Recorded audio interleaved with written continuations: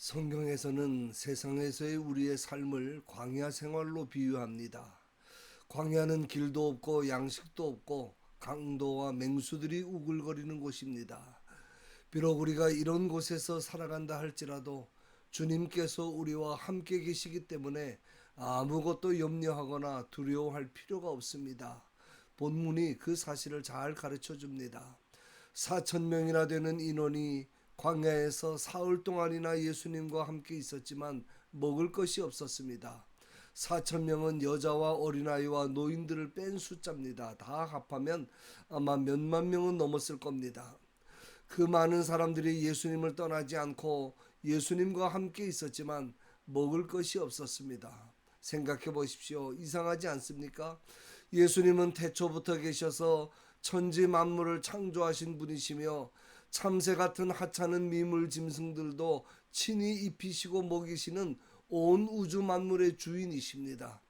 인간에게 있어서 먹는 문제가 얼마나 중요한 문제인 것도 잘 아시고 또 돌로 떡을 만들어서라도 먹이실 수 있는 능력도 가지신 분이십니다.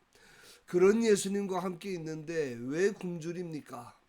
군중들은 지금 예수님의 말씀을 열심히 듣고 있고 예수님께서 각종 병자들을 고치시는 기적을 보면서 하나님께 영광을 돌리고 있습니다.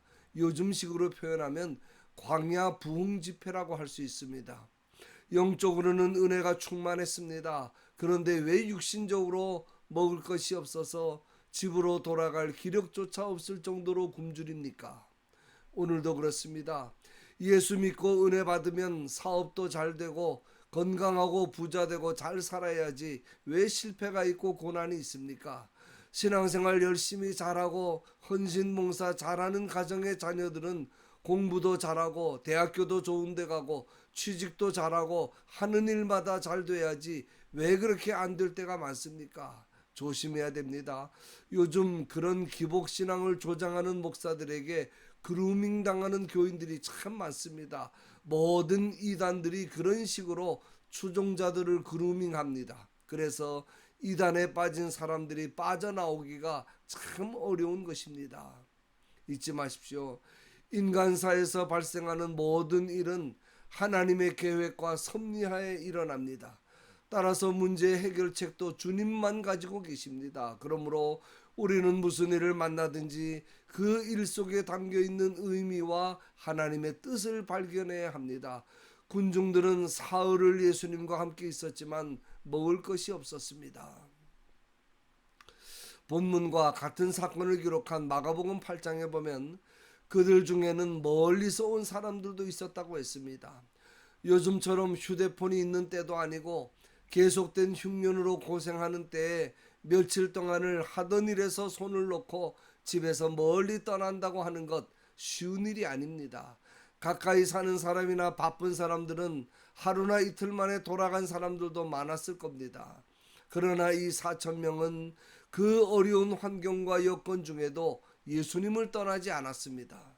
이것이 그들로 하여금 아무것도 가진 것 없고 먹을 것이 없는 광야와 같은 세상에서 다시 한번 풍족히 채워주시고 먹여주시는 주님의 능력과 기적을 체험하는 계기가 된 것입니다.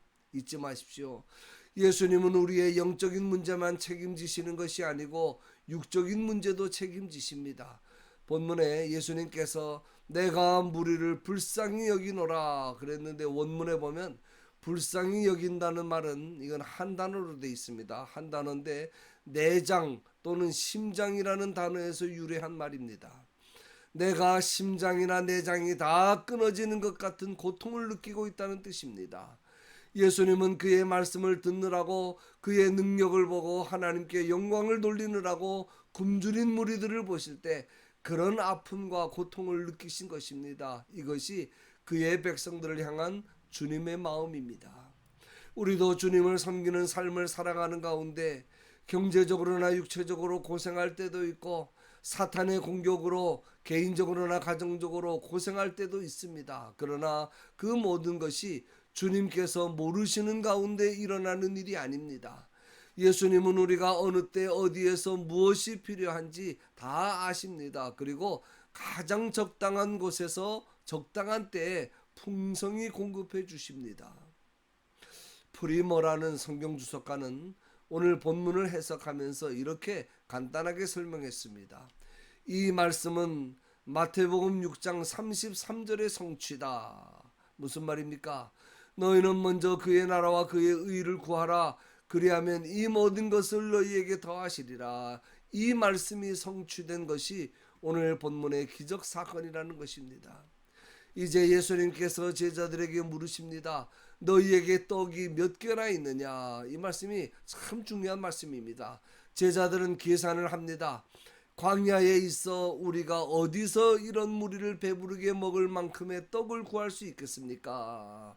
광야에 있어, 광야를 강조합니다. 환경을 탓하는 겁니다. 그리고 우리가 어디서 자신의 무능력을 탓합니다.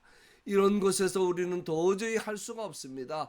이런 조건 저런 조건 다 따져보았지만 이건 안 되는 일입니다. 불가능한 일입니다. 그런 뜻입니다. 참 답답하고 한심한 사람들입니다. 그런데 우리는 그런 제자들을 비난할 수 없습니다. 그들의 모습이 바로 우리의 모습이기 때문입니다. 예수님께서 제자들에게 너희에게 떡이 몇 개나 있느냐고 묻자 7개와 작은 생선 2마리가 있나이다 라고 대답합니다. 예수님은 그것을 앞에 놓고 기도하신 후에 그들을 다 배불리 먹이십니다. 본문에는 예수님께서 축사하셨다고 했는데 감사 기도라는 뜻입니다. 우리가 여기에서 꼭 기억해야 할 것이 하나 있습니다. 예수님은 하나님의 아들이시고 독자적으로 기적을 행하시는 분이신데 왜 누구에게 감사 기도를 드리겠습니까? 여기에 중요한 의미가 있습니다. 항상 감사가 먼저라는 것입니다. 은혜 받고 감사하는 것이 아니고 감사하고 은혜 받는 것입니다. 기적을 체험한 자가 감사하는 것이 아니라 감사하는 자가 기적을 체험한다는 교훈을 주시는 것입니다. 떡 7개와 작은 생선 2마리는 어른 한 사람의 한 끼 식사 양밖에 되지 않는 적은 것입니다. 4,000명 앞에 그걸 놓고 전혀 감사할 수 있는 상황이 아니었습니다. 감사할 조건이나 환경이 안 되는 상황에서도 감사가 먼저라는 것입니다. 결국 그 많은 인원이 배불리 먹고도 남습니다. 얼마가 남습니까? 다 배불리 먹고 남은 조각을 7광주리에 가득 거두었으며 먹은 자는 여자와 어린이 외에 4,000명이었더라. 7광주리에 꽉 차게 거둡니다. 여기에서 광주리는 우리가 흔히 말하는 조그마한 소쿠리나 바구니가 아닙니다. 헬라어로 스프리스라고 하는데 음식이나 과일을 대량으로 담기 위해 갈대로 만든 큰 그릇입니다. 어떤 것은 사람도 들어갈 수 있을 만큼 크게 만든 것도 있었습니다. 남은 부스러기가 이런 광주리로 7광주리에 가득 채웠다는 것입니다. 예수님께 드린 것은 떡 7개와 작은 생선 2마리, 즉 한 사람이 한 끼 먹을 양밖에 되지 않는 실로 보잘것없는 적은 것이었습니다. 그러나 그 보잘것없는 것을 들고 예수님께서 하나님께 감사기도 드릴 때 그것은 더 이상 보잘것없는 것이 아니었습니다.